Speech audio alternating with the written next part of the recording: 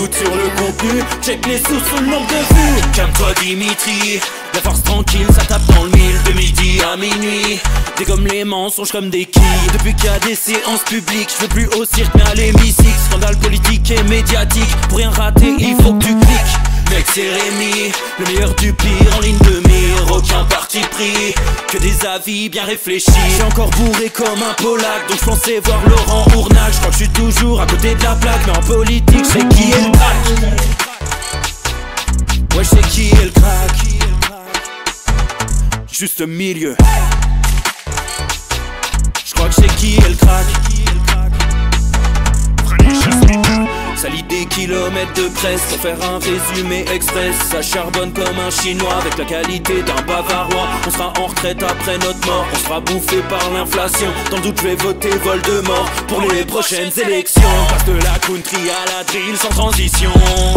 C'était pas une bonne idée de me confier cette mission. Si t'aimes pas, dégoûte pas les autres. C'est pas moi qui le dis, moi je suis le roi des pauvres. Pour réfléchir j'ai qu'un euro, non moins je tomberai pas dans la fraude. Je le prononce Fröhliches Mittel, comme Angela Merkel. Désolé, je fais ce que je peux, je trouve ma répartie chez Lidl. Des enquêtes exceptionnelles, pas de langue de bois et de l'humour. La revue c'est juste mensuel, les vidéos c'est juste tous les jours. Ouais c'est juste tous les jours. Juste milieu. Regarde ça tous les jours. Juste milieu. Désolé pour mon manque de répartie. Je sais même pas ce que je débite. C'est dur la géopolitique. Ou un peu comme ma République. Ma République, non? C'est dur la République quand même, non? Ouais? Non? Ah non, c'est mou, non? Ouais, les mecs se font chier, on dirait un peu. Ouais, c'est un peu mou. Enfin, ça dépend dans quel pays. Ouais. Bah, j'y connais pas grand chose, moi. Et c'est quoi une démocratie déjà?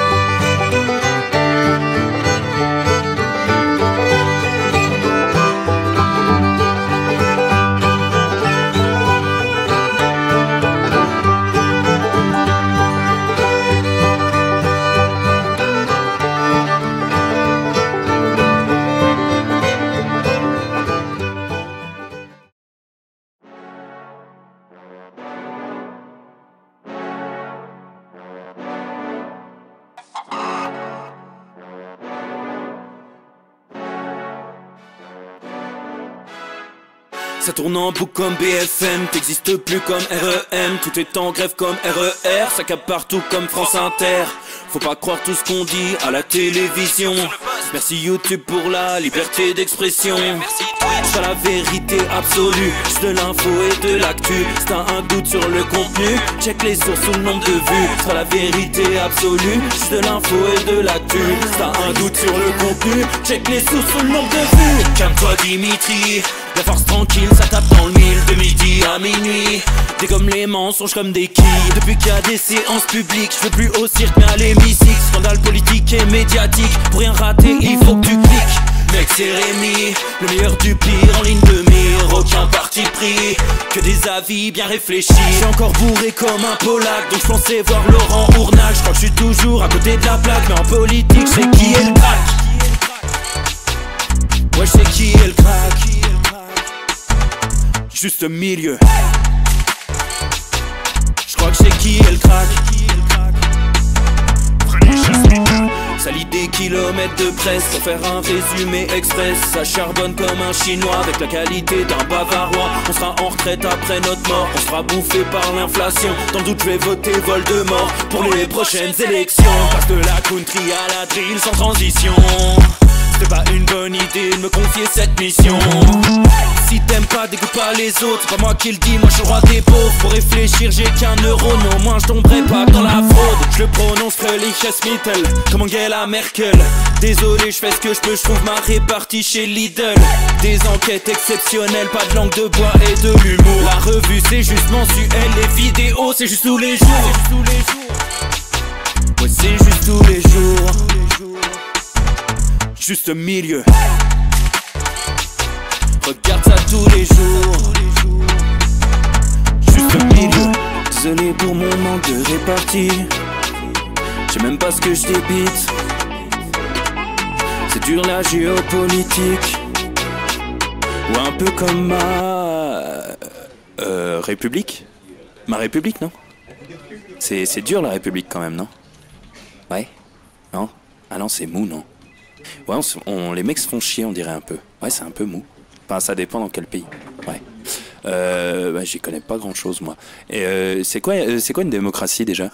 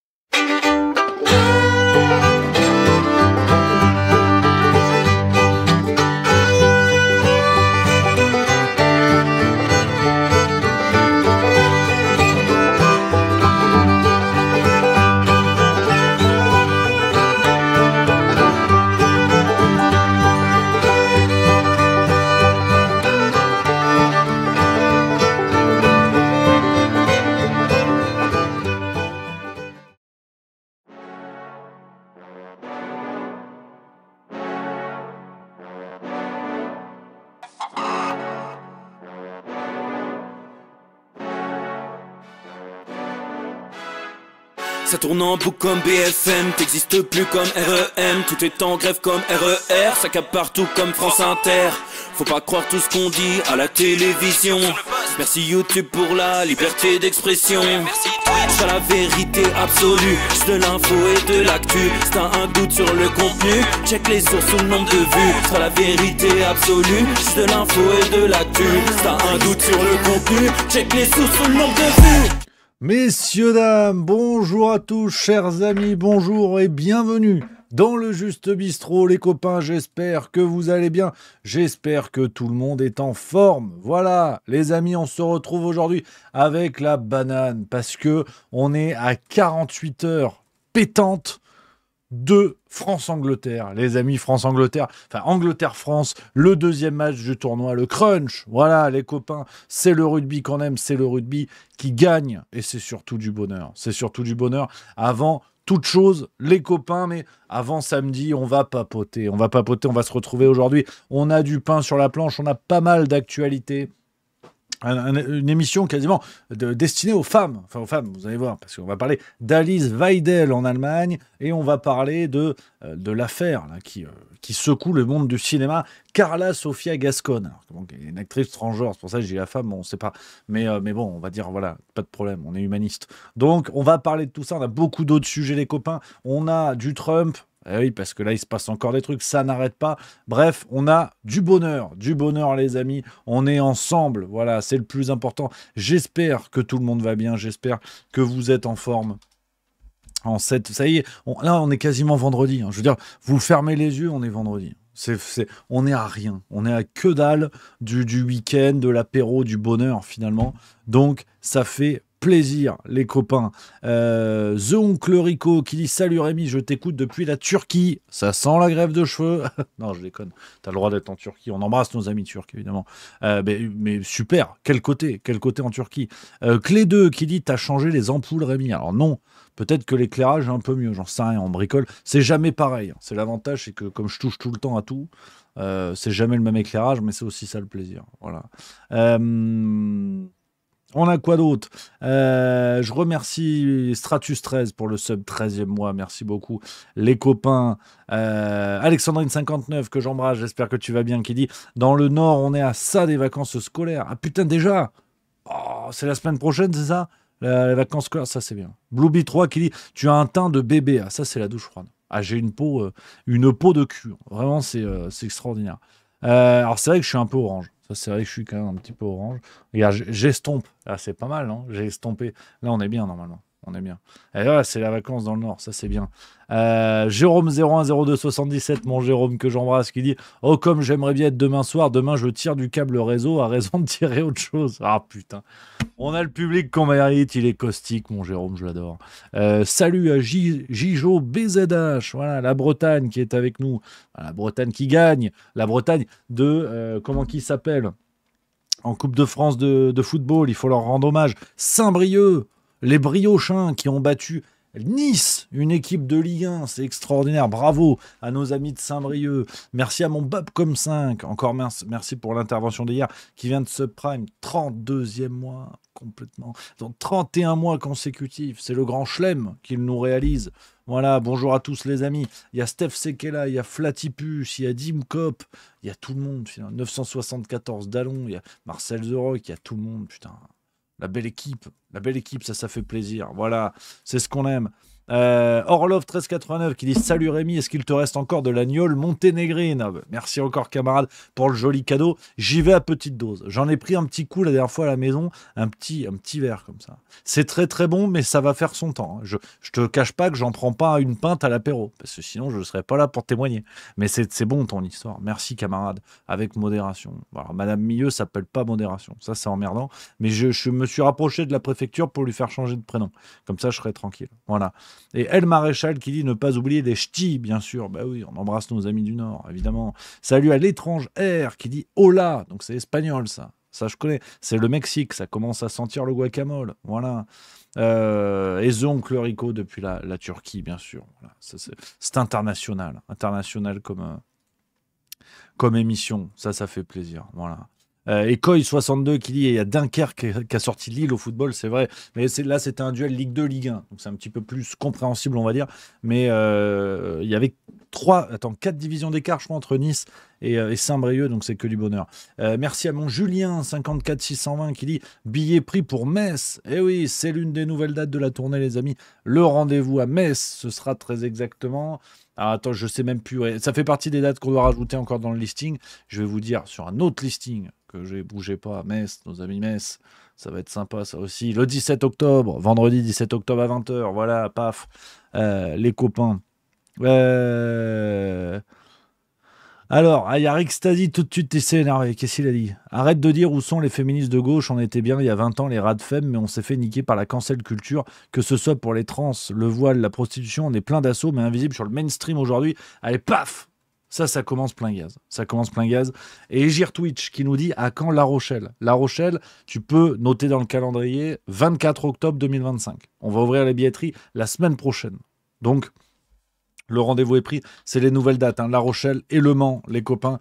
Je vous remets le lien de la billetterie comme d'habitude dans le chat. Voilà, si vous voulez jeter un œil, mettez ça de côté. Il y a des nouvelles dates qui arrivent. On ne le dira jamais assez. Voilà, salut à mon Antoine Job qui vient de débouler. On va commencer l'émission avec du bonheur. Ah, c'est c'est le clown du spectacle, comme j'aime à l'appeler. L'Assemblée nationale, je veux dire, bon, qui est devenue un lupanar pour débiles. Hein, je veux dire, maintenant, il n'y a plus aucun secret qu'une bonne paire de députés se droguent avant, pendant, après le boulot, que la drogue circule au Sénat, circule à l'Assemblée nationale, qui s'engueule comme du poisson pourri, sans aucune éthique, aucune respectabilité, quels que soient les partis. Donc on a vraiment un ramassis de pompe à vélo.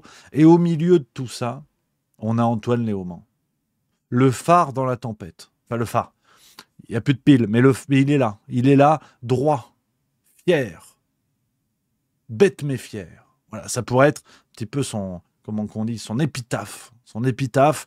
Hein, voilà. Et là, il nous a fait une sortie 1 minute 50. Je vais la montrer en intégralité. Et c'est pas tout le temps que je dis ça dans ma vie. Je vais vous la montrer en intégralité parce que vraiment, là, il nous a régalé. Si vous voulez, prends ça, Jean Moulin, dans ton pif, Rosa Luxembourg. Là, on est face à un résistant. Là, on est face à un résistant qui n'a pas peur de dire la vérité à l'extrême droite jusqu'à la mort. Et c'est pas moi qui le dis, c'est lui. Écoutez, 1 minute 51 d'Antoine Léaumont. Donc on le rappelle, Antoine Léaumont, sosie officiel de Sylvain dans Caméra Café pour ceux qui ont la ref. On y va, c'est du bonheur. Merci monsieur Léaumont. Merci la France. Merci la résistance. Dites non au nazisme et dites oui à la connerie. Pression du droit du sol, le Rassemblement national fait la démonstration qu'il ne connaît rien à l'histoire de France.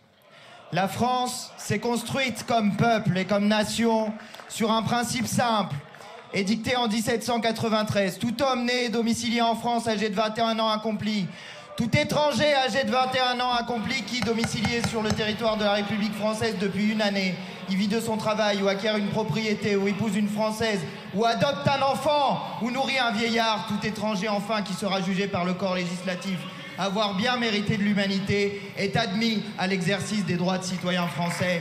Voilà le sens du drapeau tricolore de la République.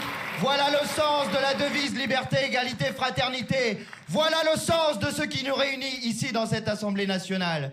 Et en disant que vous voulez supprimer le droit du sol, vous voulez supprimer ce qui fait de nous des Français, quelle que soit notre origine. Et 20 millions de nos compatriotes ont une origine étrangère. Enfin, en proposant de supprimer l'article 21-12 du Code civil, qui est dans votre amendement numéro 7, Monsieur Gillet, Madame Le Pen, vous proposez de supprimer le droit de devenir français pour des enfants adoptés. C'est une honte. Vous êtes la honte de la République. Et jusqu'à notre mort, s'il le faut, vous nous trouverez face à vous, dans l'opposition à vos idées nauséabondes. Jamais, jamais, nous ne céderons, quelles que soient les menaces, quelles que soient les agressions, quels que soient vos rires. Mais enfin, il faut dire à vos électeurs ce que vous êtes, les ennemis de la France, parce que vous êtes les ennemis de la République. Merci. Ta gueule, non mais on va pas faire de grands raisonnements, on peut plus. Je veux pas m'acharner sur lui, mais si, je vais m'acharner sur lui, parce que c'est ceux qu'on voit beaucoup, ils les mettent en tête d'affiche, et c'est terrible, parce que, franchement, c'est pas les polenta les mieux cuisinés du resto, quoi, putain. Il y a plein de gens bien chez la France Insoumise, il y a des gens compétents, mais pourquoi vous nous foutez le sosie de Sylvain dans Caméra Café? Je vais vous montrer pour ceux qui n'ont pas la ref, mais putain, déjà, si vous regardez pas Caméra Café, vous n'êtes pas des gens sérieux, déjà. Voilà, Alexandre Pesle, je sais pas comment on dit, son nom de famille. Rappelez-vous, Sylvain dans Caméra Café, putain. Voilà, c'est ça des références qu'il faut regarder. Voilà. Est-ce qu'on a déjà vu Antoine Léaumont et Sylvain de Caméra Café dans la même pièce? Jamais, parce que c'est le même gars. Et ils ont le même charisme de belette, c'est tout. Et l'autre qui déboule, qui arrive, qui jusqu'à la mort s'il le faut. Mais ta gueule, en fait. La dernière fois que tu t'es blessé pour le peuple français, c'est quand tu t'es coupé avec une enveloppe qui contenait une doléance d'un citoyen qui écrivait à ton truc de député, là, à ta permanence. Donc faut arrêter à un moment donné. Si tu veux qu'ils ne soient pas d'accord entre eux, qu'il y ait des débats politiques, que chacun joue son rôle, il n'y a pas de souci. C'est le jeu politique, c'est le théâtre pour lequel ils ont été élus. Mais surjouer comme ça l'engagement pour la France, mais en fait ta gueule, tu te casserais pas un ongle pour la France. Donc jusqu'à la mort, mais tu te prends pour qui? Vraiment le Che Guevara de Vinted, quoi. Ça me rend dingue, mais ça, Mais c'est vraiment, ah, je leur pisse au cul, mais ça m'énerve, Antoine Léaumont, hier, je regardais son Twitch, parce qu'il fait du Twitch, et il est très bien en Twitcher, il est très bien. Je veux dire, Toto du 71, c'est parfait, en fait. T'es dans ton rôle, mais quand tu commences à aller sortir, je vais mourir sur le front, et s'il le faut, je ne paierai pas mon ticket de métro pour la France. Putain, mais franchement, les Allemands déboulent en 2025. Dans 1 heure et demie, on a une province digne du bas de Wurtembourg, d'accord? Donc, qu'est-ce que tu vas jouer le résistant à 2 balles? Ça m'énerve, ça me met hors de moi, en fait. Ce genre de faux combat, de faux courage, où tu t'en prends à des pompes à vélo, comme les députés du RN, dire, mais quel courage il y a à dire ça à des députés du RN. Ça me rend dingue, voilà, ça, je le dis, voilà. Ça me rend taré. Quand tu vois les ancêtres politiques de tous les partis, mais vraiment de tous les partis, la stature des bonhommes, le courage des bonhommes, qui pour beaucoup ont été résistants, de gauche comme de droite, à l'extrême gauche comme à l'extrême droite. On avait des vrais types qui ont joué leur peau. Voilà, comme dit Nassim Nicolas Taleb dans le bouquin Jouer sa peau. On est vraiment sur des gens qui ont misé à un moment donné leur vie, pour de vrai, qui se sont engagés. Et je veux dire, Antoine Léaumont, t'as fait quoi dans ta vie? Putain, c'est terrible, quoi. C'est terrible. Tu prendrais une branlée au bras de fer par une mémé dans un EHPAD. Qu'est-ce que tu vas jouer à Che Guevara, gros? Ça me rend fou. Ça me rend fou, je le dis. Et pourquoi je suis énervé? Parce que le match Angleterre-France se rapproche. Donc, ça me rend dingue, je veux dire. Je voulais rappeler qu'Antoine Léaumont a une gigantesque trompette, et je vous en supplie, la France Insoumise, arrêtez de mettre ces gens-là en avant. Vous avez beaucoup mieux dans votre parti. Je pense par exemple à des gens comme Clémence Guettet, que j'aime bien. À chaque fois, je fais une pixette sur elle. Mais putain, Ercilia Soudé, Antoine Léaumont, c'est un parti politique ou c'est le plus grand cabaret du monde? Parce que vraiment, on ne sait plus, en fait. On est à Aqualand ou on est à l'Assemblée nationale? C'est-à-dire, t'en peux plus. Et en face, tu te retrouves avec Jean-Philippe Tanguy du RN. Putain, mais c'est quoi ce concours de débiles? Qu'est-ce que c'est? Enfin, en tout cas, qui donne l'apparence d'être débile. Parce que je pense que c'est le plus cynique dans l'histoire. C'est que ce sont des gens qui sont loin d'être cons. Ils jouent aux abrutis pour incarner des rôles. Mais c'est ça le pire. C'est ça le pire. Puis tu rajoutes assujetti à cela. Aurore Berger. Oh, oh, oh. Éric Ciotti, Laurent Wauquiez. Alors soyez au rendez-vous, Laurent Wauquiez, on va se le tartiner demain. 16h45, l'inspectrice Marie a fini l'enquête, on va se tartiner Laurent Wauquiez. Alors pareil, gigantesque pompe à vélo, mais on va l'expliquer, on va faire le travail, c'est normal. Donc on n'en peut plus, quoi. On n'en peut plus. Voilà, et à chaque fois, je dis on n'en peut plus, mais il faut le rappeler. Il y a toujours des motifs de se dire, tiens, ils sont nuls. Et c'est intéressant. Voilà, donc j'avais ce petit coup de gueule à partager qui me semble nécessaire. Il y a des colères qui sont saines. Voilà, j'ai envie de le dire. Pendant que tout le monde s'en mange et se drogue dans les couloirs de nos institutions parlementaires. Parce qu'il faut quand même le rappeler. L'affaire Andy Kerbrat, le mec a quand même subi en tant que sanction judiciaire un « Eh oh, c'est pas bien, hein !» Il a utilisé l'argent public quand même pour le faire, rappelons-le. Il a utilisé sa réserve parlementaire pour acheter de la drogue. Ce que j'avais supputé fut un temps et l'information a été rendue officielle. Le mec a eu 0 sanction. Et ses collègues médiatiques de la France Insoumise qui déboulent et qui ne trouvent rien à redire là-dessus. Mais absolument rien. Donc en fait, on n'en peut plus. On n'en peut plus. Il faut dégager ces types-là à coups de pied au cul et de mettre des vrais représentants français. On en a marre, quoi. On en a marre. Voilà. Je le dis. Voilà, je le dis, ça commence à me gonfler, et ça me gonfle tous les jours, en fait. C'est pas que ça commence à me gonfler, c'est tous les jours. Tous les jours. Et on a eu... Alors pareil, parce que lui aussi, à un moment donné, hein, ça va. Alors, donc, on savait qu'en fait, ça n'existait pas, que c'était complotiste, et vlati pas que Mélenchon parle de grand remplacement, tant qu'on est sur la France Insoumise, tiens. Dans notre pays, 1 personne sur 4 a un grand-parent étranger. 40% de la population parle au moins 2 langues. Nous sommes voués à être une nation créole et tant mieux que la jeune génération fasse le grand remplacement de l'ancienne génération. Dans notre pays, 1 personne sur 4 a un grand-parent étranger. Voilà, donc si vous voulez, Une fois de plus, hein, moi, c'est toujours le même débat. Ça fait plusieurs. Et d'ailleurs, j'étais loin d'être le premier et le seul à le faire, mais ça fait longtemps qu'on explique que la créolisation est une espèce de contre-théorie bidon. Enfin, en tout cas, telle qu'elle est utilisée par Mélenchon, elle est bidon. Pour contrer le grand remplacement, alors que depuis le début, ça veut dire la même chose. Et aujourd'hui, chers amis qui soutiennent LFI, je sais qu'il y en a qui regardent le Juste Bistrot et c'est chouette, c'est ce qui fait la richesse de cette émission, c'est qu'il y a tout le monde. Mais en fait, là, du coup, on fait comment? Là, on fait quoi? Est-ce que, du coup, le grand remplacement, c'est vrai? Est-ce que Mélenchon est nazi? Comment on fait, en fait?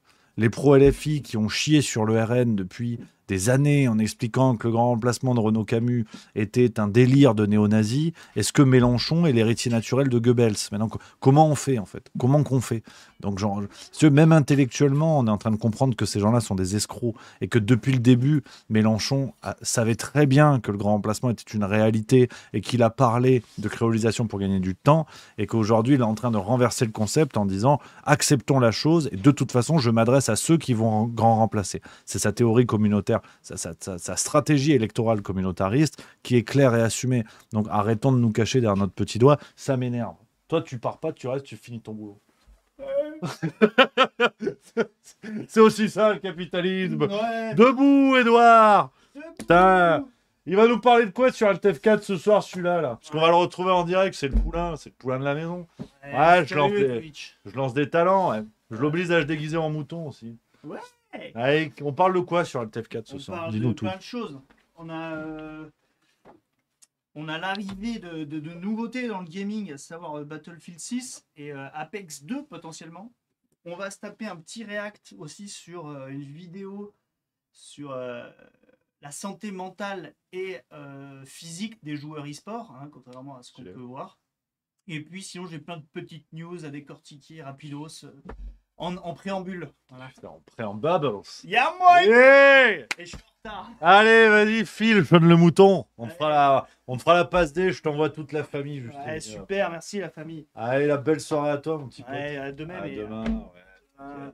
Salut. Prends soin de toi, t'es une crème. N'oublie pas, t'es en mid-cap, t'es small duck. Ouais, mais là, je run à toute vitesse. Ciao les boys. Ouais, donc voilà les amis. Non, mais Mélenchon, je suis assez sidéré. Je prends vos messages dans le chat pour pas être tout seul à papoter. Il y a Stealth5 que j'embrasse qui dit « Mes Méluches et LFI n'ont plus d'avenir politique. Ils vont essayer de faire le buzz dans tous les sens pour faire parler d'eux. » Plutôt d'accord avec toi. Non, c'est vrai. Mais mon Stealth 5, en plus, si je dis pas de bêtises, toi, t'es plutôt tendance gauche, extrême gauche, on est d'accord. Je sais qu'on s'était déjà pris le bec plusieurs fois, mais comme vous êtes de plus en plus nombreux, il faut absolument que je me rappelle qui est qui, comme ça, c'est intéressant pour nourrir les débats. Donc, je trouve ça chouette, en plus que, si tant est que ce soit le cas, hein, si je dis pas de conneries, corrige-moi dans le chat. Je pense que c'est ce que je vous dis de toute façon depuis longtemps. Pour moi, les premières victimes des délires des têtes médiatiques de la France insoumise, les premières victimes sont les électeurs eux-mêmes. Donc c'est surtout ça qui est terrible, parce que être dans la guéguerre politique et en plus fondamentalement il y a certaines idées politiques que je soutiens et qui sont défendues par la France insoumise.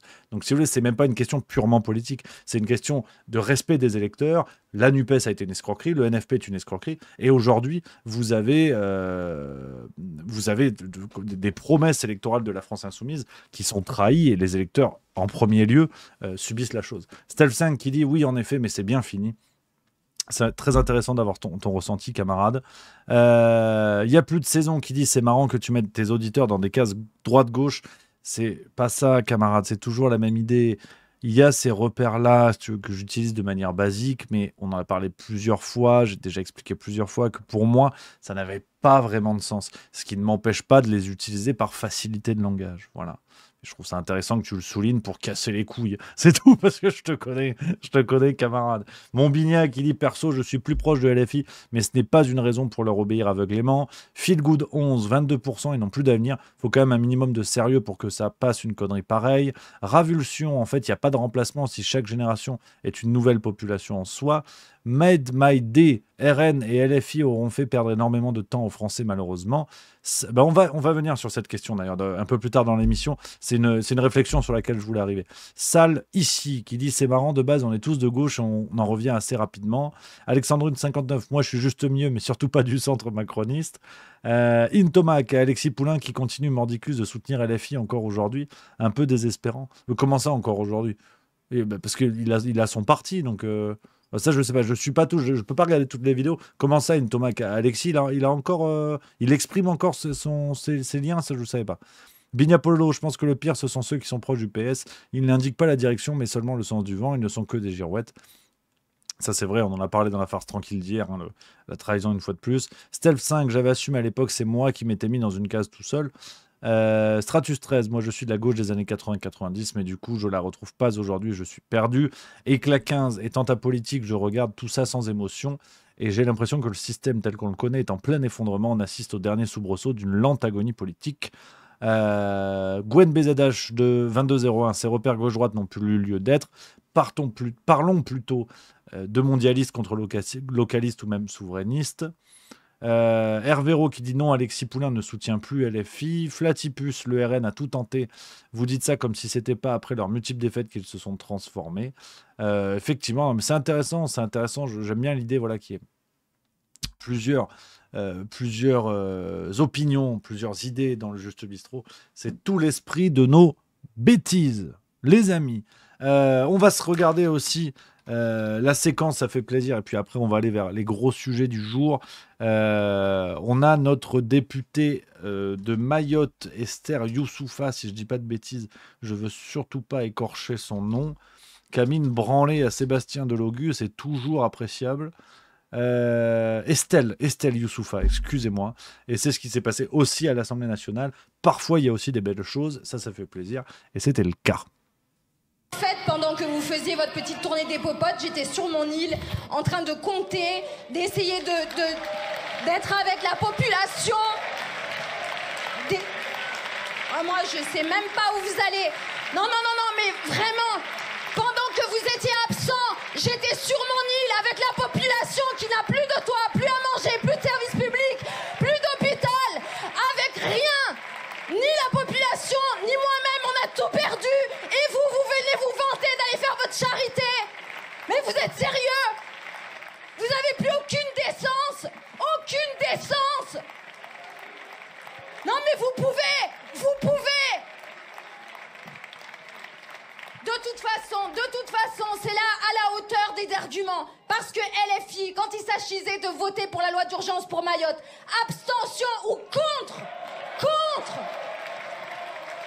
Non mais vraiment. Non, parce qu'on fait l'archéologie des votes. Allons-y sur l'archéologie des votes.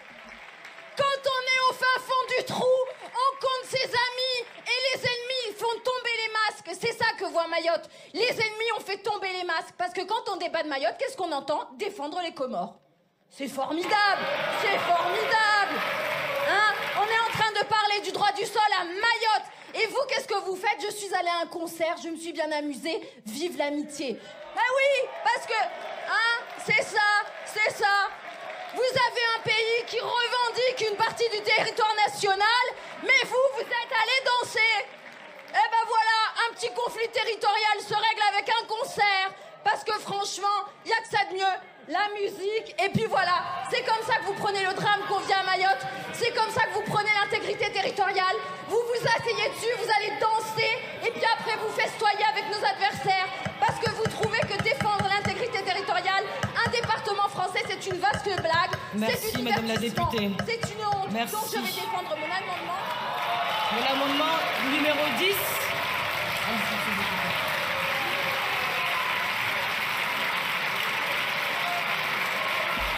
Belle branlée, on aime beaucoup. Et à mon Bignapolo qui dit elle a 1000 fois raison, c'est la démonstration de cette déconnexion de tous nos représentants démocratiquement élus, complètement d'accord. Voilà, alors les amis, on va attaquer sur les sujets du jour. On parlera de Donald Trump demain. Voilà, je vous le dis parce que je veux prendre le temps de revenir un petit peu tout ça. Puis on va pas s'en faire tous les jours non plus de Trump. Je veux pas faire du commentaire au jour le jour. Là, sur les déclarations à Gaza, il y a eu une marche arrière. Je collectais un peu différentes infos et regarder ça un petit peu plus à froid, comme ça s'est passé cette nuit, la marche arrière du côté de la Maison-Blanche, la porte-parole de la Maison-Blanche.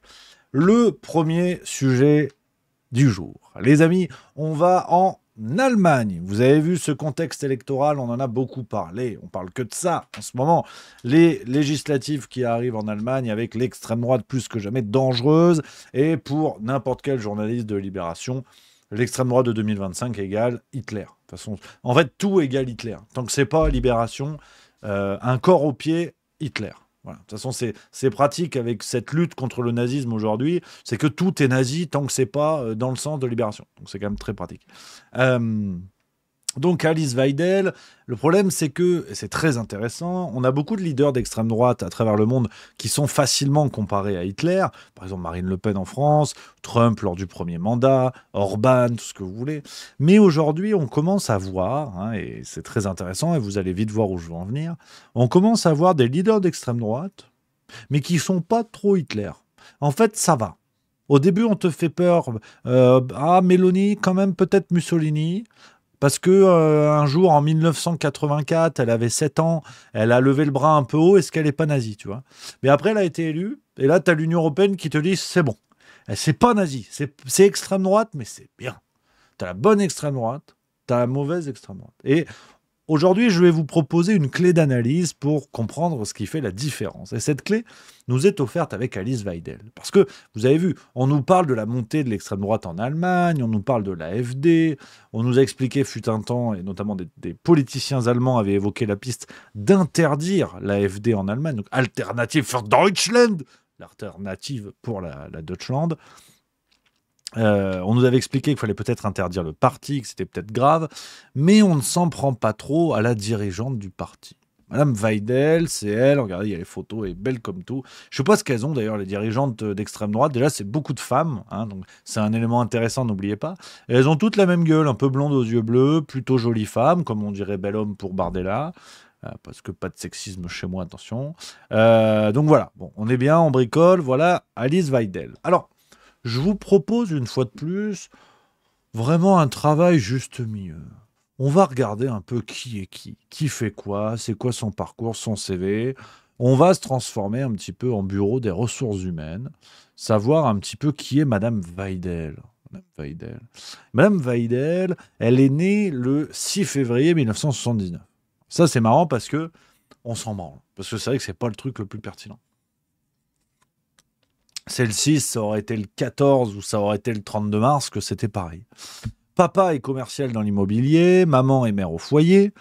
On a un des grands-pères qui était nazi. Mais bon, ça, en Allemagne, malheureusement, c'est le lot de beaucoup de gens. Donc, je vous préviens sur cet élément. À mon avis, on aura peut-être un jour des journaux qui vont nous ressortir ce dossier. Rappelons que Papa Klaus Schwab a aussi travaillé avec les nazis, si vous voulez. Malheureusement, pour beaucoup d'Allemands ou de germanophones, par exemple du côté de la Suisse ou de certains pays, on a grand-papa qui était nazi. Hein. Il y a eu du bras tendu à un moment donné, et là du vrai. Hein, du bras tendu qui ne vend pas des Tesla. Donc, je vous donne certaines infos, j'ai plusieurs sources pour préparer la séquence.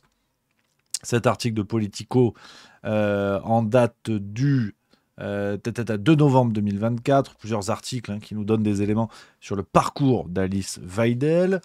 Et on va tout de suite aller dans le vrai, parce que j'ai pas envie de vous entretenir un suspense à la con.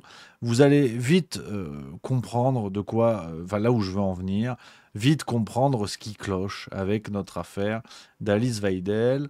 C'est que on est sur une dame qui va faire des études d'économie et de gestion d'entreprise. Elle obtient un doctorat en 2011, donc elle est docteur. Quoi de neuf, docteur Bugs Bunny? Parce qu'il y a de la rigolade aussi dans cette émission. Il y a un petit peu de légèreté, c'est normal. C'est mon côté yaourt. Perle de lait, finalement. Elle nous fait des études en économie. Et l'un de ses premiers postes...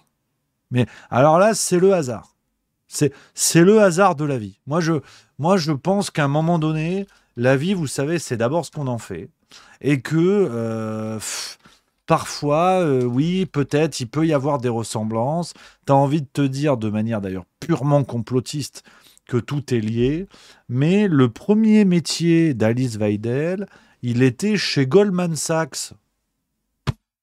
Oh, c'est pas de bol, ça. Ah non, alors ça, c'est pas de bol, par contre. Regarde, sur un site allemand, Manager Magazine.de, qui nous dit... qui nous dit ça, qui nous parle de son passé chez Goldman Sachs. Tu dis merde. Merde, attends, le titre que j'avais, il était là, regarde.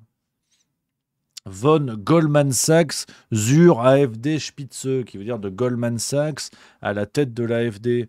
Vous pouvez chercher par vous-même, comme d'habitude. Ne me croyez pas, les amis. Cherchez par vous-même sur le passé d'Alice Weidel. Et c'est dingue, franchement, c'est dingue, parce que tu vois, si tu peux faire un petit jeu, qui nous amènera à la conclusion dans quelques minutes. Si vous allez sur Attendez, il faut que je retrouve ça. Tac, bouge pas, parce que moi, je trouve qu'à un moment donné, c'est un petit peu compliqué quand même. Attendez, il faut que je vous retrouve ça. J'avais une source sur cette question-là. Bon, c'est pas grave, faudra que je vous la retrouve. Je vous la retrouve quand même, parce que c'était dans un bouquin. Mais sur le cas Alice Weidel, c'est quand même fou qu'on ait encore un point de départ chez Goldman Sachs, l'une des plus grandes banques d'affaires au monde, et qu'elle ait commencé là-bas. Ensuite, elle est devenue consultante indépendante pour des startups. Elle déboule en politique d'abord du côté du Parti libéral-démocrate, avant de rejoindre l'AfD à partir de 2013.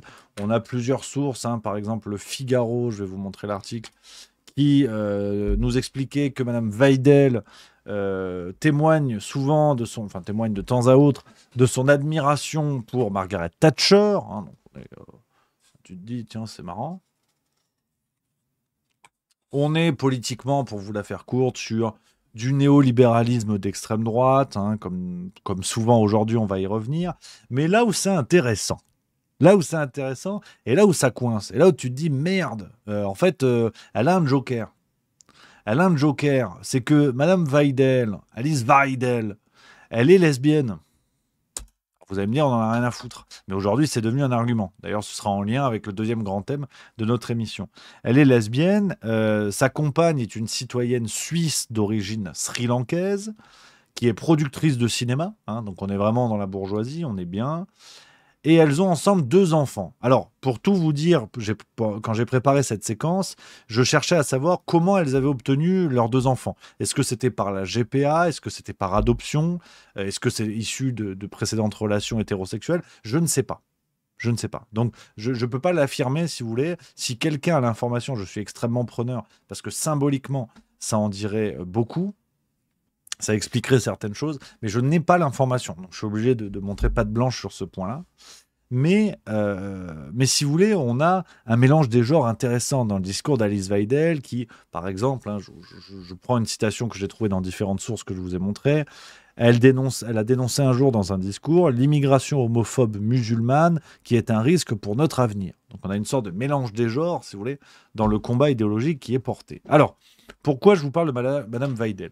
Je vous en parle assez rapidement. On soit bien d'accord, ce n'est pas l'exposé le plus précis du monde sur le parcours de la dame. Et je vous invite bien sûr à creuser la question si ça vous intéresse, si vous voulez en savoir plus. Vous avez par exemple l'échange qu'elle a fait avec Elon Musk, il y a 3 semaines maintenant. On avait beaucoup parlé d'elle à ce moment-là. Vous pouvez chercher un petit peu plus en détail, n'hésitez pas, c'est toujours intéressant. L'analyse que je veux vous proposer par rapport à ça, et que je trouve importante à rappeler parce qu'il y a des signes de cohérence qui devraient nous alerter. Aujourd'hui, le nouveau visage de l'extrême droite n'a rien à voir avec le fantasme encore brandi par les progressistes, par les opposants à l'extrême droite, de cet épouvantail nazi, cet épouvantail totalitaire, si vous voulez. Aujourd'hui, quand vous voyez les visages européens de l'extrême droite, on a qui? On a M. Orban, un ancien de Goldman Sachs également. On a Mme Weidel, ancienne de Goldman Sachs. On a M. Bardella. On a Mme Meloni, donc, qui a prouvé par A plus B que c'était une atlantiste convaincue, pro-Bruxelles, et qu'on était très, très, très, très loin de toute forme de nationalisme, à savoir la préférence de sa nation. On était même très loin de toute forme de patriotisme. Vous pouvez regarder, par exemple, alors on a peut-être le cas en Grande-Bretagne du leader dit d'extrême droite. J'utilise la case extrême droite et on est d'accord qu'il y a d'autres termes plus pertinents. Je le fais par facilité. Mince, ça m'échappe le nom du... Monsieur Farage en Grande-Bretagne, qui est peut-être l'un des rares à faire exception. Vous prenez même l'extrême droite du côté du Portugal, par exemple. Vous prenez les visages de l'extrême droite du côté de l'Autriche, qui sont aujourd'hui dans une configuration un petit peu baroque, avec une alliance avec l'extrême droite. Ce qui était très intéressant d'observer, c'est que les visages de l'extrême droite d'aujourd'hui n'ont rien à voir, mais rien à voir, avec les visages de l'extrême droite d'hier. Je veux bien que l'on se batte contre l'extrême droite, il n'y a aucun problème. Mais qui peut me défendre de manière intellectuellement honnête que Jordan Bardella et Jean-Marie Le Pen, c'est la même chose? Là, par contre, je suis prêt à en débattre avec grand plaisir pour être au moins raccord. Hein. C'est comme si on m'expliquait que Fabien Roussel et Lénine, c'est la même. Tu vois, bon. Même sur le plan de la moustache, tu ne peux pas les comparer. Donc, je pense que c'est assez sidérant, si vous voulez. On a eu un véritable éloignement, et aujourd'hui, qu'est-ce qui est devenu l'extrême droite? Quand on prend ces têtes, ces visages contemporains, Weidel, Bardella, Meloni et consorts, vous avez, en vérité, et ça n'est que mon analyse, une fois de plus, on est d'accord, ça n'est que mon interprétation, vous avez des créatures qui assument, le terme créature est parfois bien choisi, qui assument complètement le mélange des genres. Et aujourd'hui, ce qu'on appelle l'extrême droite est un néolibéralisme assumé, pro-Union européenne, bien évidemment, donc accepté par l'Union européenne. Regardez le parcours de Meloni, ce que je vous expliquais tout à l'heure. Donc un néolibéralisme assumé qui assume parfaitement la volonté d'affaiblissement de l'État social, la volonté de faire la chasse aux dépenses publiques, sachant que c'était encore inavouable il y a un an. Avec l'arrivée de Trump au pouvoir, vous noterez que tous sont en train de sortir du bois.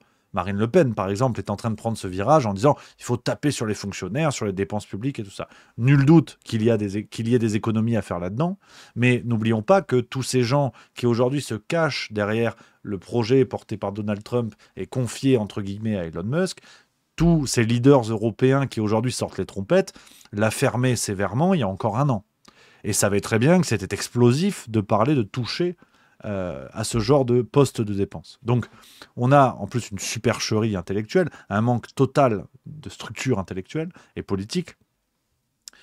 On a l'argument de la lutte contre l'immigration, ça c'est du classique à l'extrême droite, sauf que, notez bien, ce qui est intéressant aujourd'hui, c'est qu'on assiste à un changement de ligne qui a été accéléré par l'arrivée de Donald Trump, mais si vous regardez, aujourd'hui, de plus en plus de leaders dits d'extrême droite au sein de l'Union européenne nous expliquent que l'importance de la lutte contre l'immigration n'est plus liée à une question d'identité nationale, à une question de préférence nationale. Ça, de temps en temps, émane de certains discours, mais de plus en plus rarement. Aujourd'hui, c'est une question de dépenses publiques. On vous dit c'est le coût de l'immigration. Regardez le numéro de Valeurs Actuelles qui parle encore des vrais chiffres de l'immigration.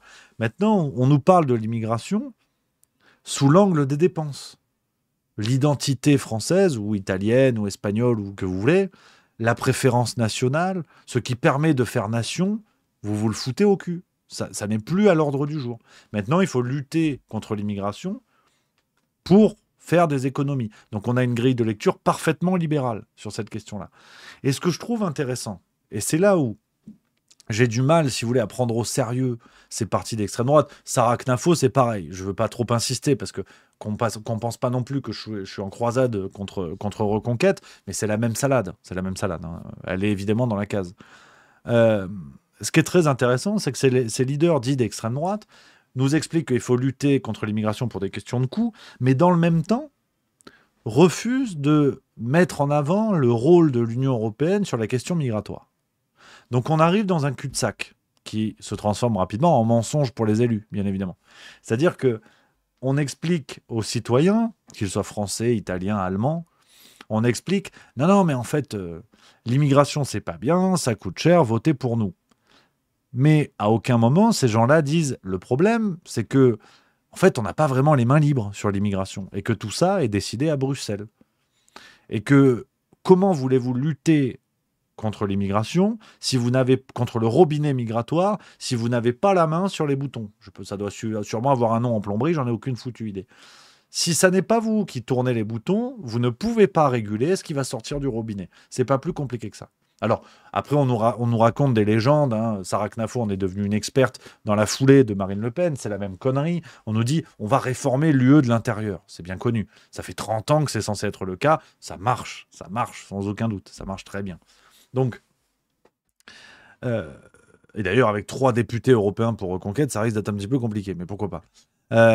Mais on va réformer de l'intérieur, évidemment, ce qui fonctionne très bien, de fait. Donc, ce que je trouve, en fait, le mensonge terrible, que je trouve très intéressant et qui, pour moi, explique la vague de populisme, la vague d'extrême droite qui arrive dans les pays de l'Union européenne, c'est que vous avez des gens qui trompent les électeurs, ça c'est pas nouveau et ce ne sont pas les seuls.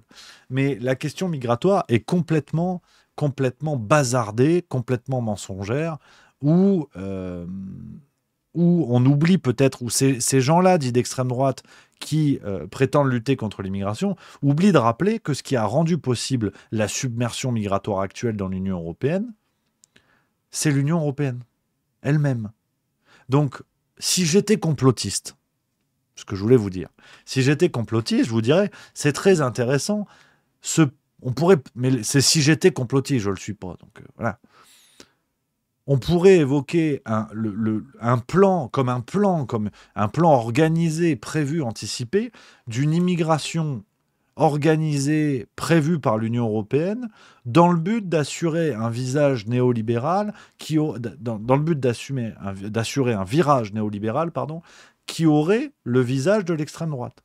En sachant très bien que pour des questions d'identité, pour des questions de protection de l'identité, de protection nationale, les citoyens allaient tôt ou tard se réveiller. Les citoyens allaient tôt ou tard dire, écoutez, par une forme d'anthropologie basique, comme cela existe dans n'importe quel peuple, on veut aussi rester avec des gens qui nous ressemblent, ou à minima, que ceux qui nous ont rejoints adoptent nos codes. Et quand vous avez une immigration que vous ne maîtrisez pas sur le sol national, évidemment que ça n'est pas le cas. Donc les citoyens, tôt ou tard, s'en rendent bien compte. Et quand je dis les citoyens, je ne parle pas d'une question de couleur de peau ou de religion. Aujourd'hui, vous avez des gens qui sont français comme moi et qui critiquent l'immigration. Mais ils le critiquent en tant que français. Donc, les questions de couleur de peau, de religion, vous mettez, si vous voulez, sur la table. Mais pour moi, je pense qu'il y a aujourd'hui des gens qui ont la peau noire, qui sont de confession musulmane, ou juive, ou chrétienne, ou tout ce que vous voulez, qui critiquent de la même manière. Après, on peut faire du découpage. Si ça peut rassurer certains pro-RN ou pro-Conquête, on peut mettre en avant le côté l'islam, les attentats, si ça peut vous rassurer. Mais sur un plan anthropologique, je pense qu'il est plus malin et plus intelligent de considérer que l'immigration est un problème pour tout le monde, pour tous les gens qui veulent défendre leur identité française, indépendamment de la couleur de peau, de tout ça et tout. Mais à discuter avec plaisir, on pourra en débattre après si vous voulez. Mais pour finir là-dessus, ce que je trouve intéressant, c'est qu'on a l'impression de quelque chose d'organisé. C'est-à-dire que dans plein de pays d'Europe aujourd'hui, on a comme ça des représentants politiques dits d'extrême droite qui déboulent et qui disent « Ah ben l'immigration, c'est pas bien, ça coûte cher. Ah ben, vous avez vu, on va réguler, votez pour nous. » Alors que le projet porté indépendamment de cette question est purement néolibéral, purement otanien, purement pro-UE, et qu'en fait, je pense sincèrement que l'immigration aujourd'hui, telle qu'elle est critiquée, telle qu'elle est évoquée par ces partis politiques, est une escroquerie. Vous ne changerez rien si vous ne remettez pas en cause le fonctionnement de l'Union européenne. Donc on est en train de duper tout le monde, de Alice Weidel. En plus, le personnage est intéressant parce qu'il y a quelque chose sur l'aspect idéologique de par sa vie intime, parce qu'aujourd'hui ce sont des sujets numéro 1. Hein. On rappelle Libération qui nous avait fait la une, qui nous avait fait un article en nous expliquant que Gabriel Attal, au moment de sa nomination, était le premier ministre gay, donc homosexuel. Donc c'est très intéressant. Moi, je ne pensais pas que l'intimité était une information, mais maintenant oui. Donc allons-y gaiement, si j'ose dire. Et Alice Weidel, qui est lesbienne, qui a peut-être eu recours à l'adoption ou la GPA ou autre, on est sur un discours, sur un rapport à la famille qui n'est absolument pas celui de l'extrême droite traditionnelle.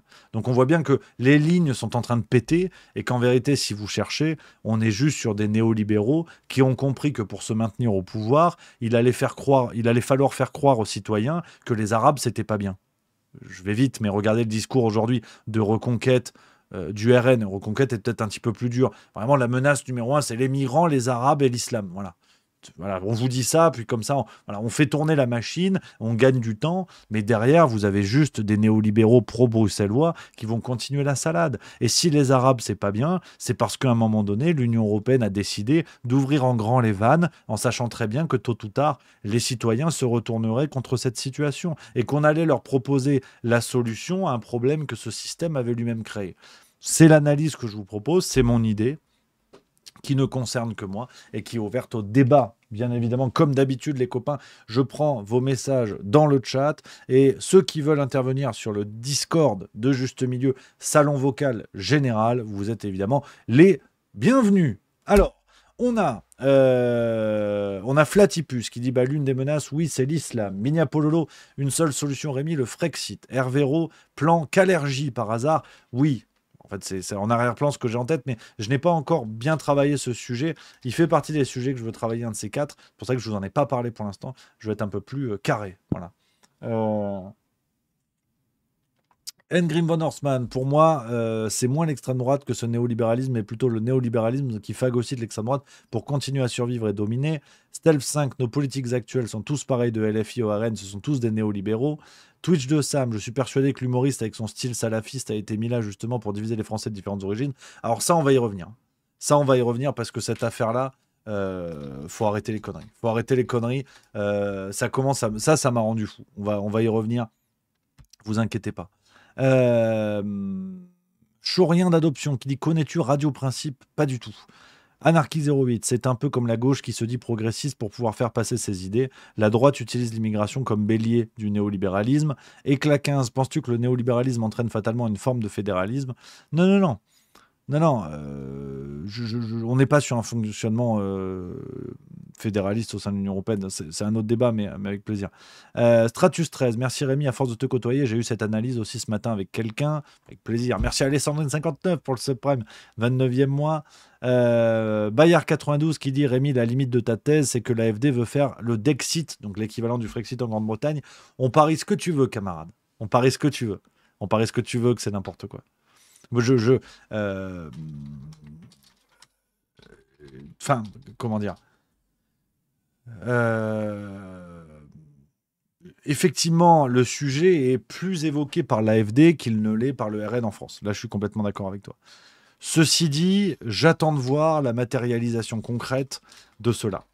Parce que, malheureusement, sans véritable force citoyenne derrière, comme ce fut le cas pour Călin Georgescu en Roumanie, et j'espère me tromper dans ce que je vous dis. Hein. J'espère véritablement me tromper et que l'Allemagne ouvre la voie à de solides questionnements, voire un départ de l'Union européenne. Donc, j'espère me planter, qu'on soit bien d'accord.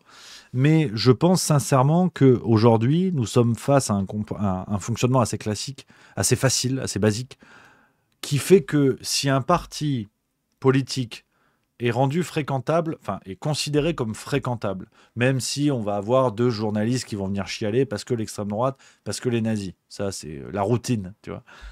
Je pense qu'au sein de l'Union européenne et encore plus dans les pays les plus importants comme l'Allemagne, si un parti est rendu fréquentable, c'est qu'il ne fait pas peur. À un moment donné, j'allais chercher une métaphore, mais je sens que j'allais dire de la merde. Donc en fait, ce que j'ai dit est déjà assez clair. Pour moi, si l'AfD est là aujourd'hui et que le parti est en passe de gagner les élections, c'est que le scénario d'une remise en cause de l'Union européenne et ou d'un départ de l'Allemagne n'est pas à l'ordre du jour. Peut-être qu'on le dit pour exciter les appétits, les appétits des citoyens, mais j'ai du mal à y croire. Sincèrement, j'ai du mal à y croire, mais pourquoi pas? Mais pourquoi pas? On a mon Hervéro qui est là dans le chat, qui est là sur le salon vocal Discord. J'arrive tout de suite, camarades. C'est l'Esprit Juste Bistrot, c'est la radio. J'arrive. Attends, paf! Allô, allô, Houston à la base. Allô, Houston, vous m'entendez? Impeccable. Et toi, camarade, comment ça va? Bien. Bravo pour tout ce que tu fais déjà. Et je suis désolé, Twitch a augmenté les abonnements. C'est pas facile de pouvoir les garder tous, donc t'inquiète pas, pas de souci, camarade, ouais. Pas de problème. Dis-nous tout, qu'est-ce que tu voulais nous dire sur cette question-là? Eh ben, sur cette question-là, je trouve dans tous les cas qu'on regarde l'extrême droite, l'extrême gauche, qui sont comme on dit, des épouvantails en fait pour mieux nous, comment dire, mieux nous faire avaler des pilules, tu vois, les poubelles à puces, les marchins, les immigrés, tout ça.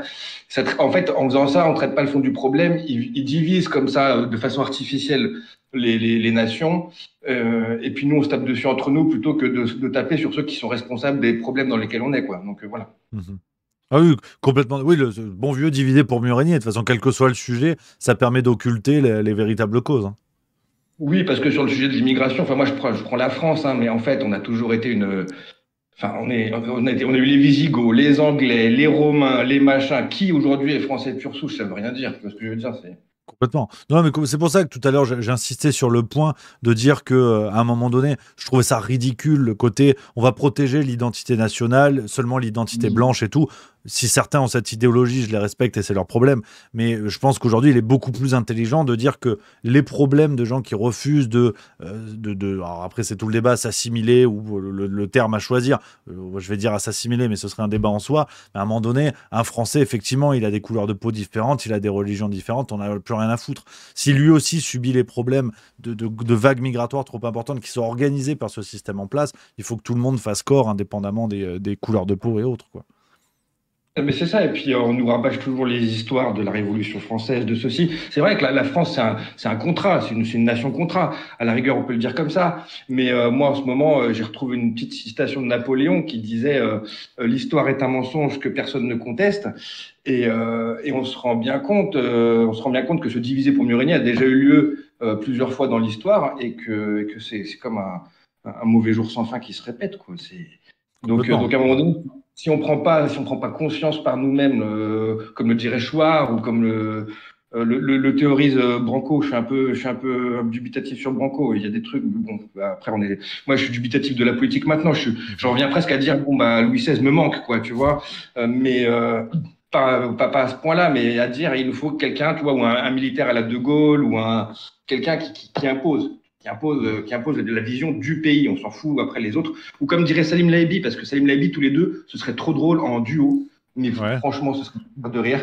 On ferme la France, on ferme le rideau, on s'engueule, on s'organise, et puis après on verra quand on ouvrira tu vois, mais il faut, voilà, après c'est Simone Veil et la note générale sur la suppression des partis politiques. Ça aussi, c'est un autre problème de la France. Donc voilà, c'était le petit apport que je voulais faire aujourd'hui. Eh ben, magnifique. Eh ben, t'as bien eu raison, camarade. Merci beaucoup pour tes précisions. Puis en plus, sourcé avec plein de références. On a des noms qu'on aime. On a Simone Veil, j'aime beaucoup. Avec le W, hein, on est d'accord. Hein. Ouais, on est complètement d'accord. Après, on a des Guénon aussi, voilà, qui quelque chose. Voilà. On a des bonnes sources dans l'équipe, là. Absolument, absolument. Merci beaucoup, camarade. C'est un plaisir de t'avoir dans le Discord. Voilà. À bientôt. Merci, mon Ravero. À très bientôt. Et voilà, c'est magnifique. C'est ce qu'on aime, c'est aussi ça. La radio libre, juste milieu. J'aime beaucoup, les amis, vous avoir pour papoter avec vous, avoir votre avis, avoir d'autres opinions. C'est très important. N'hésitez pas. Voilà, n'hésitez pas. Les copains. Et merci à mon Hervéro une fois de plus. Et je réponds à une question. Ouais, j'ai vu Midge qui dit, mais c'est quoi être français? Je pense, alors, petite pirouette un peu lexicale, mais allez. Je pense que être français, c'est ne pas avoir à se poser la question. Parce que j'en ai plein le cul, ce débat des deux côtés, aussi bien à droite, extrême droite, que à gauche, extrême gauche, de la question de oui, mais les Gaulois, le mélange des populations, oui, mais les Blancs, oui, mais l'islam. À un moment donné, on en a plein le cul, en fait. On en a plein le cul. Être français, et français, celui qui n'a pas besoin de se poser la question. Voilà. Celui qui n'a pas envie de se poser la question. Parce que, pour des raisons qui lui sont propres, parce que l'histoire, parce que son origine, parce que la terre et les morts de Maurras, si on veut une rêve d'extrême droite, parce que plein de choses. Mais au bout d'un moment, on en a plein le cul de ce débat qui est entretenu, putain, et qui n'est plus à l'ordre du jour. Ça suffit maintenant d'entretenir, comme si on mettait, si vous voulez, du sel sur une plaie pour ne jamais la refermer, et en prétendant supprimer les différences entre les gens, en prétendant faire corps derrière l'identité française, on continue sans cesse d'entretenir la scission, aussi bien gauche, extrême gauche que droite, extrême droite. Hein. Tout le monde y va de son grain de sel pour que la plaie ne guérisse jamais. Et ça me fatigue. Et ça me gonfle. Donc voilà, voilà, c'est ma petite pirouette que je voulais vous proposer. On en a parlé dans le chat et je réagis à ça, les copains. Vous avez entendu parler de l'histoire de l'humoriste Merwan Benlazar. Alors, qui a fait une chronique sur C'est à vous, qui a beaucoup fait parler. Et là, voilà, je vais le lâcher tout de suite, comme ça, c'est réglé. Regarde, paf.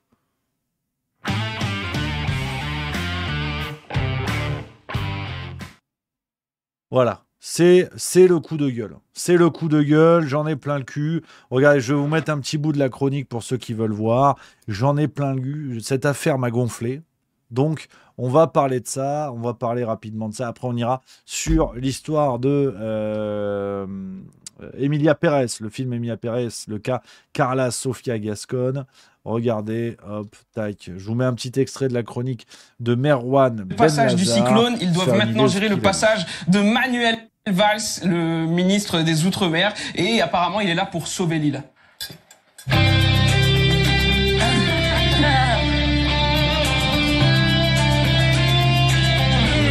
On est vite passé de Top Gun à Copacabana. Je le regarde là et je sais reconnaître un mec qui a réservé son massage à l'hôtel quand j'en vois un.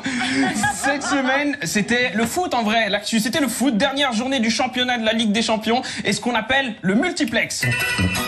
Ce son, il signale un but et c'était impossible à suivre. Il y a eu 18 matchs en même temps. Ça fait une 60aine de buts dans la soirée. 400 joueurs sur le terrain en même temps et idée de génie. Tout ça sur la même chaîne. Les gars, 36 commentateurs qui se tirent la couette pour savoir qui a le droit de parler, qui peut en placer une. Et pour en placer une, il fallait caler l'épaule. Défense qui va subir le sort d'Evangélie. Plus important. Voilà. Après, vous la regarderez en entier, elle est sur YouTube si vous voulez. Merde. Enfin, j'ai remis le truc. Voilà. Donc c'est, je l'ai remise.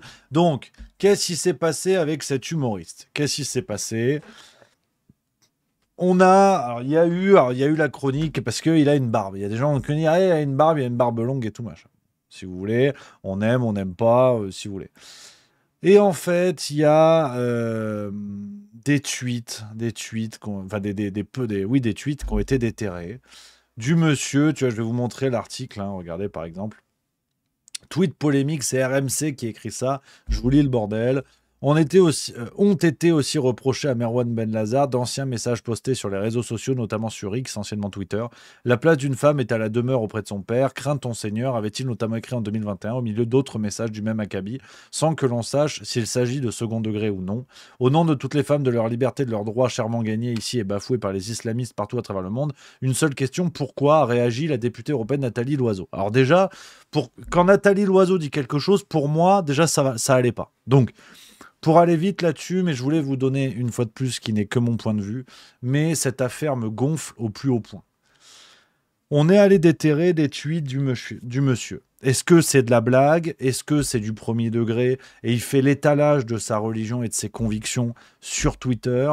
Je n'ai pas la réponse. Ok ? Libre à chacun d'avoir son interprétation. Auquel cas, si c'est de la vanne, bah c'est drôle ou c'est pas drôle. Si c'est pas de la vanne, bah peut-être qu'il y a une question de l'intimité de la religion qu'il aurait pu conserver et pas l'étaler sur Twitter. Chacun son interprétation.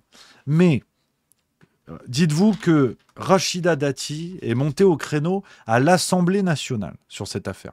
Je vais vous montrer son intervention. Regardez ce qu'elle a dit hier. Et sénatrice, madame la sénatrice Goulet. C'était au Sénat, excusez-moi.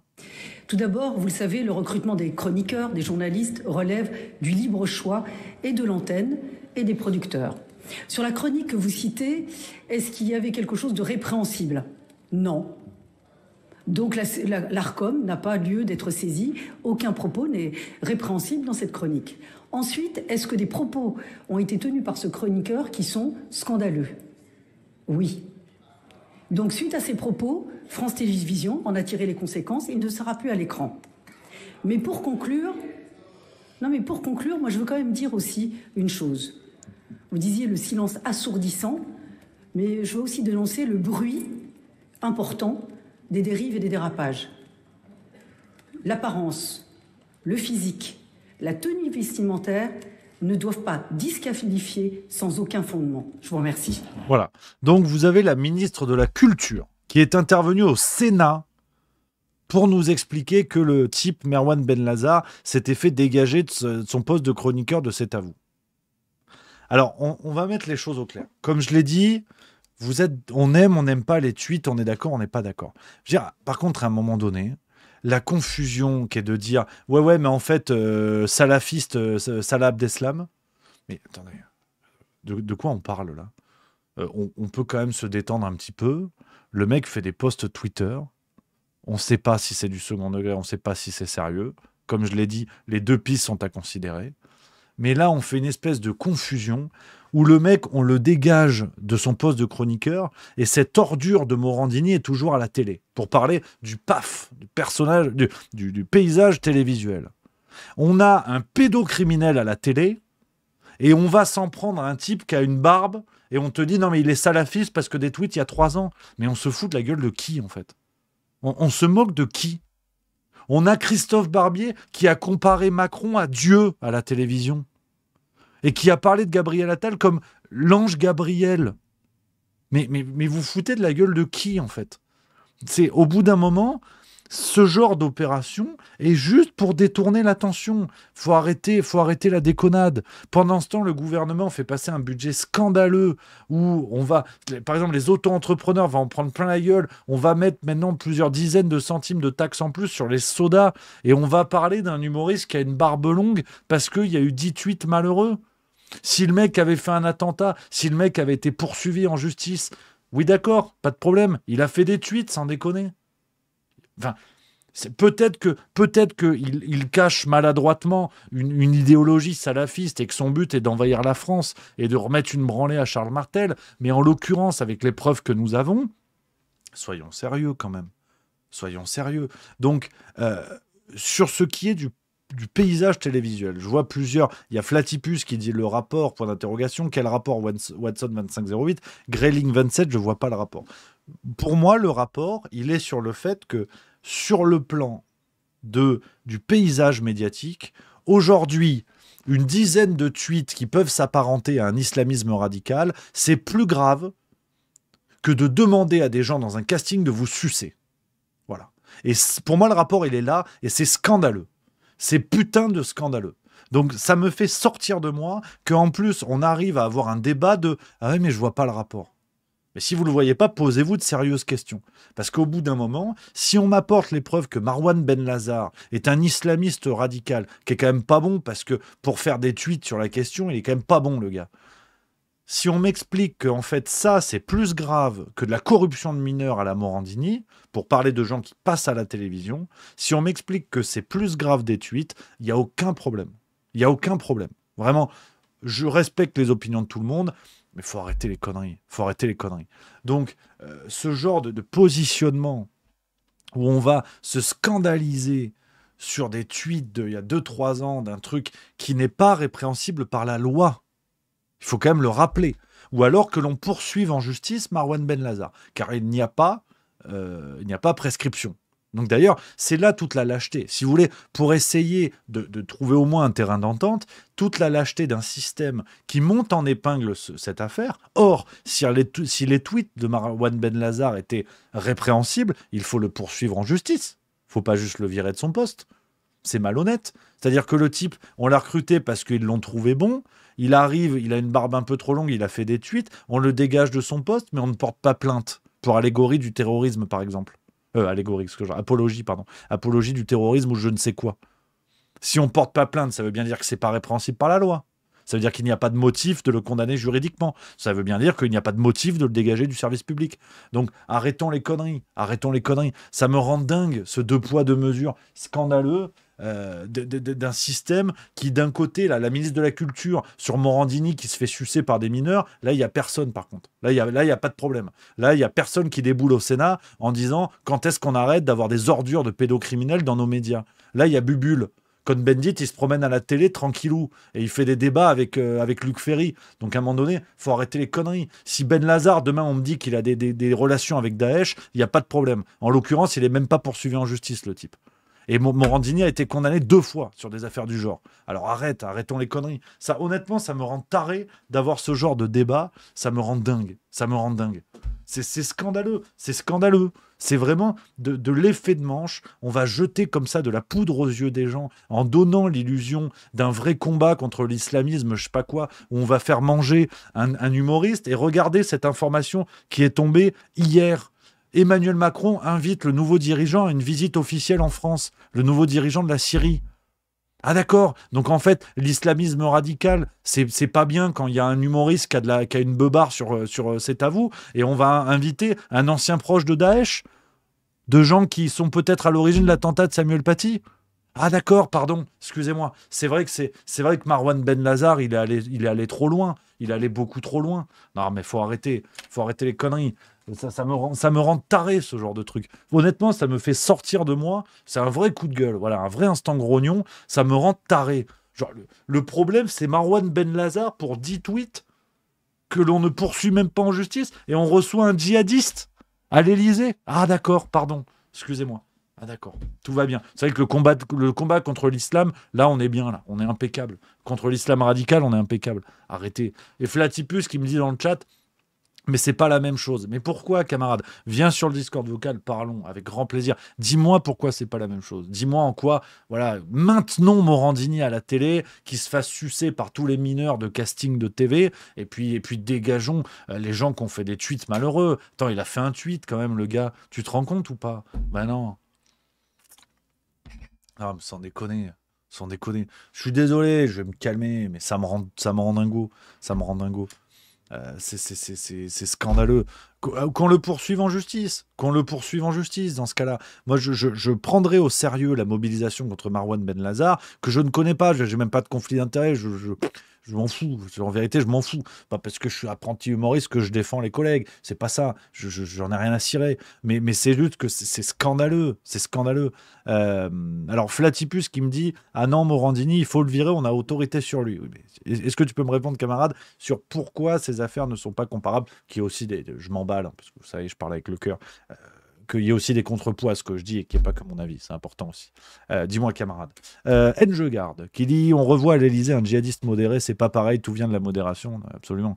Marcel Duroc, Galtier va t'appeler pour aller défoncer les Anglais, il aime les gens en colère. Ah non, bah, attends, moi je suis un critique rugby dans mon canapé. Parce que si je me fais attraper par le 8 anglais, là, Lawrence, il est fort, le costaud, là, il est costaud. Il est très fort. Donc non, attention quand même. Grayling27 qui dit « Tu as vu son sketch sur Miss France où il traite les spectateurs de porc ?» Mais oui, j'ai vu. Mais regarde. On va faire autre chose. Je vais te montrer un autre sketch. Tu vas voir. Faut que je le retrouve. Est-ce que c'est sur YouTube encore? Voilà, regarde. Je vais te montrer un autre sketch. Voilà. Là, on insulte. Il insulte les spectateurs de Miss France de porc. Ok. Dans le cadre d'une chronique humoristique. On trouve ça drôle, on trouve ça pas drôle, pas de problème. Regarde, ça c'était il y a 5 ans sur France Inter, en janvier 2020. Un humoriste qui s'appelle Frédéric Fromet. Regarde. Je vois pas pourquoi ça dérangerait. Du haut de la croix, signe révélateur, Jésus écoute Mylène Farmer. Auprès de son père qui était charpentier, il a pris les rudiments de la bricole. Il aurait pu être le chef de chantier, celui des villages people. Jésus est pédé, membre de la LGBT. Du haut de la croix, pourquoi l'avoir cloué? Pourquoi l'avoir pas enculé? Voilà. Est-ce que là, on n'insulte pas tous les catholiques de France et du monde entier? Voilà. Est-ce que là, cet humoriste, il s'est fait dégager? Ben non, en fait. Ben non. Est-ce que Rachida Dati ou la ministre de la Culture de l'époque, Roselyne Bachelot, est venue nous casser les couilles en nous expliquant que c'était scandaleux? Eh ben non, en fait. Eh ben non. Donc, si vous voulez, loin de moi l'idée de faire du Libération où je vais défendre l'islam parce que c'est confortable et tout. C'est pas question de ça. C'est une question d'honnêteté intellectuelle. Et aujourd'hui, ce qui se passe n'est pas honnête intellectuellement à plusieurs niveaux. On ne poursuit pas en justice le type, donc c'est bien la preuve que ce qu'il a fait n'est absolument pas répréhensible. C'est un écran de fumée pour détourner le regard des gens sur, mais vraiment, une non-affaire absolue. Et en plus, il y a un déséquilibre parfait parce qu'on va chercher des motifs bidons de « il a comparé les spectateurs de Miss France à des porcs ». Mais sans déconner. Moi, dans mon propre petit spectacle zinzin, à un moment donné, j'explique que les électeurs écolos sont des cons. Bah alors qu'on porte plainte, qu'on me dégage de partout, qu'on ferme la chaîne YouTube. C'est pas sérieux, je veux dire. C'est pas sérieux. C'est dans un contexte humoristique. On est Charlie ou on n'est pas Charlie? Il faut savoir, en fait. C'est quoi cette guignolerie, encore? Donc non, ça me fatigue. Honnêtement, ça me fatigue. Ces débats où on va chercher des raisons à la con parce qu'on prétend lutter contre l'islamisme radical. Dans ce cas-là, tout est bon. Et on confond tout. Là, c'est juste un humoriste qui a, comme je le redis, qui a fait des tweets qui, pour l'instant, ne sont même pas poursuivis en justice. Il a fait des tweets et après, on va dire oui, mais en fait, c'est pas drôle. Il a comparé les spectateurs de Miss France à des porcs. Si je le dis dans le Twitch, vous allez rien dire. Vous allez même pas me dire ah, c'est scandaleux, Rémi, je me désabonne. Ah, arrêtons, c'est de la blague au début, c'est de la blague. Donc c'est ça aussi qui m'énerve, c'est que on est en train de faire des montagnes avec une vanne. C'est drôle, c'est pas drôle, c'est pas le sujet. En fait, je suis pas là pour faire l'arbitre de l'humour, mais c'est juste que on essaie de s'auto-convaincre avec des arguments qui ne tiendraient pas pour n'importe qui d'autre. Si moi j'explique que les spectateurs de Miss France sont des porcs ou que les spectatrices de Mister France sont des cochonnes, vous allez rien me dire. Peut-être vous n'allez pas rire, sûrement, parce que peut-être pas très, très marrant, mais vous n'allez rien dire. Donc, j'entends l'argument, il y a Malinx le Lynx 974 qui dit sur le service public, c'est pas terrible. Effectivement, mais Jésus, il faudrait l'enculer, c'est pas terrible non plus, tu vois. Il me semble que c'est pas terrible. Sauf que dans l'affaire, il y en a un qui se fait dégager Manu Militari de son poste de chroniqueur et l'autre, il est toujours sur France Inter, sauf erreur. Donc, c'est un truc qui me gonfle un peu. C'est même pas une question de 2 poids, 2 mesures. Ça va un peu dans le sens de ce que je vous disais tout à l'heure. On détourne l'attention des citoyens avec des faux problèmes. Macron reçoit un djihadiste à l'Elysée et le problème, c'est Marwan Ben Lazar. Ah d'accord, pardon, excusez-moi. Et par contre, par exemple, quelqu'un comme, comment qui s'appelle aussi humoriste, et qui pour le coup, lui, a eu des problèmes en justice, et qui est proche d'Emmanuel Macron. Merde, comment qu'il s'appelle vous allez me le trouver dans le chat, je le sens. Yacine Bellatar, voilà. Yacine Bellatar qui, lui, a eu des problèmes en justice. Il est proche de Macron. Rachida Dati, elle n'est pas là pour nous casser les couilles au Sénat. Donc, ça va pas, en fait. Si on met tout à plat, ça ne tient pas une seule seconde, cette histoire. Donc voilà, excusez-moi, je me suis un petit peu emballé, les copains, avec mon histoire. Il est 18h pétante. 18h pétante, on est bien, on est pas mal. Les copains, les amis, est-ce qu'on se fait Emilia Pérez ce soir ou est-ce qu'on se le fait demain ? Demain, j'ai pas mal de choses, on va se le faire maintenant. On va se le faire maintenant, les copains. On enchaîne avec l'autre gros sujet que je voulais traiter avec vous. Excusez-moi, je me suis un petit peu emballé, mais vous savez, c'est le juste bistrot. On vit la vie, évidemment. Et il n'y a plus de saison qui dit comparaison n'est pas raison quand même, Rémi. Par rapport à quoi, camarade? Explique-moi. Je vous en supplie, quand vous n'êtes pas d'accord, donnez des arguments. C'est plus intéressant, ça fait vivre le débat, les amis, et je peux rebondir aussi sur vos propos, plutôt que juste me dire comparaison n'est pas raison, je suis au courant, mais par rapport à quoi? On enchaîne le cas Carla Sofia Gascon. Alors, rapport à Morandini, moi je pense que comparaison est raison, c'est mon avis, tu n'es pas d'accord, il n'y a pas de problème. Le cas Carla Sofia Gascon, les amis, l'actrice du film à succès Emilia Pérez, vous avez peut-être entendu parler de ce film. On va s'envoyer la bande-annonce et vous allez voir un peu de quoi parle le film. Encore, on aime, on n'aime pas, on est d'accord, on n'est pas d'accord. Emilia Pérez, donc une comédie, je vous lis le synopsis, le comédie musicale en espagnol sur la transition de genre d'un narcotrafiquant mexicain. C'est vrai qu'il y a encore 10 ans, on aurait dit Camoulox, je ne vais pas vous mentir non plus. Mais là c'est vrai. Là c'est vrai, là c'est sérieux. On est sur un film qui a eu un succès extraordinaire, prix du jury à Cannes, prix d'interprétation collective pour les 4 actrices principales, dont l'actrice Carla Sofia Gascon, qui est une actrice transgenre, on va y revenir, 4 trophées au Golden Globe début janvier 2025, 13 nominations aux Oscars. Si j'étais complotiste, mais ce qui n'est pas le cas, je dirais, non mais ils sont applaudis parce qu'ils parlent de transgenrisme. Non, voilà, ça n'a rien à voir, c'est purement par rapport à l'œuvre. Alors, nouvelle polémique, je vous parle de ça, et en plus c'est en lien direct avec ce qu'on vient de dire avant, donc je suis très content. Merde, j'en lance mon stylo. Nouvelle polémique autour donc de l'actrice Carla Sofia Gascon. Jusqu'à présent, tout se passait bien, c'était parfait. La promo était dingue, un succès extraordinaire, mais là, patatras. Alors Carla Sofia Gascon, il faut le rappeler, je vais vous montrer une petite vidéo sur son parcours, comme ça vous allez avoir tous les éléments, savoir de qui on parle, le parcours qu'elle a, notamment au niveau de sa transition de genre. Alors si je dis pas de conneries, je demande à des experts LGBT, transition de genre, il n'y a pas eu d'opération, c'est ça, je crois que dites-moi dans le chat.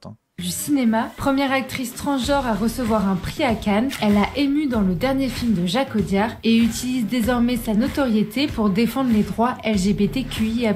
Voici Carla Sofia Gascon. Elle est née en 1972 à Madrid, dans un corps de garçon. Dans les années 1990, elle commence sa carrière en faisant de la figuration et de la pub, puis se fait connaître en jouant dans des séries populaires espagnoles comme Isabelle et El Super. Carla Sofia Gascon part ensuite vivre au Mexique. En 2013, elle joue dans Nosotros los Nobles, l'un des plus grands succès cinéma du Mexique. En 2018, alors qu'elle a 46 ans, elle annonce sa transition dans son autobiographie Une histoire extraordinaire. Depuis la publication de son livre, elle reçoit beaucoup d'insultes homophobes et transphobes. Mais Carla Sofia Gascon n'arrête pas sa carrière pour autant. En 2024, elle joue dans le thriller musical Emilia Pérez de Jacques Audiard.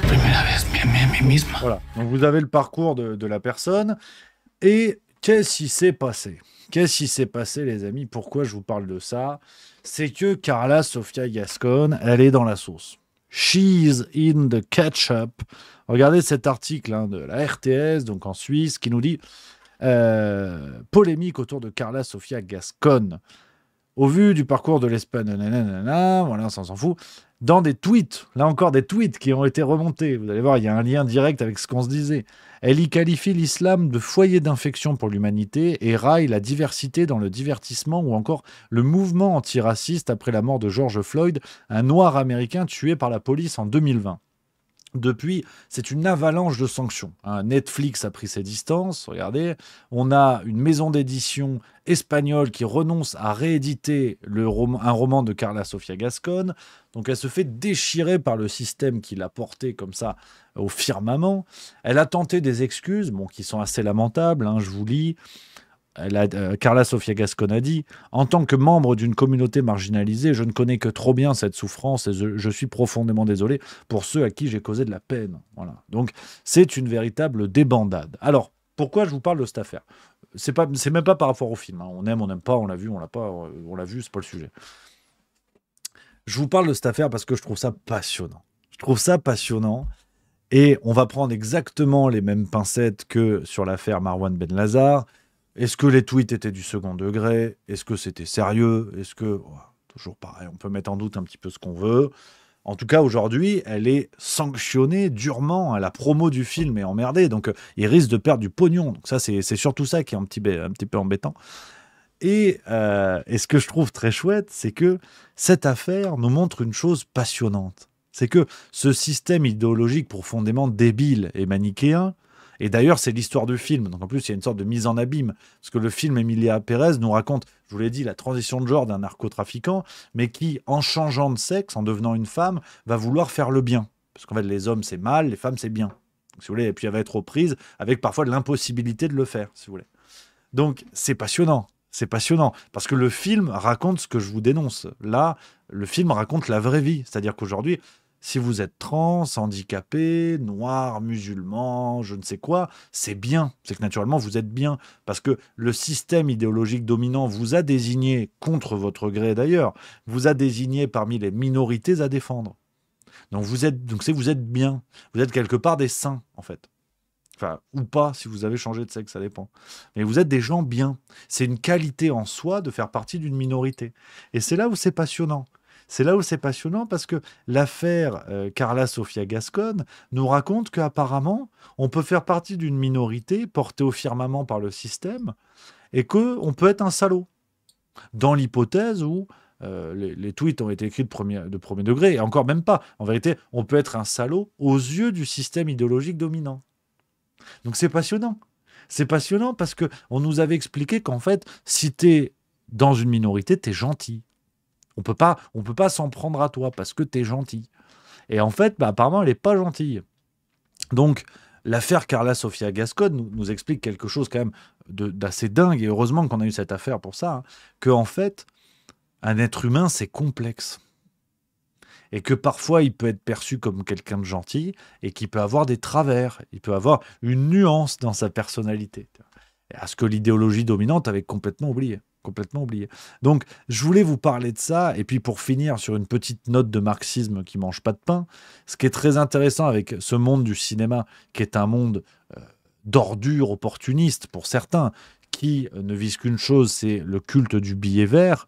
Ce qui est très intéressant, c'est que si Carla Sofia Gascon se fait déchirer aujourd'hui, que le système qu'il a mis au firmament en pensant prendre du pognon et en agitant comme ça une personne transgenre en disant regardez, on l'a fait gagner un prix à Cannes, elle a tous les prix du monde, elle est nominée au meilleur rôle au festival de la chaussette en laine de Val d'Isère. Enfin, ce système qu'il a mis en avant pour faire du pognon sur cette question intime qu'est le transgenrisme, bah aujourd'hui, ce même système dit ah bah non, en fait, c'est une saloperie parce qu'elle a dit l'islam, c'est pas bien. Et dans notre grille de lecture, l'islam, c'est bien.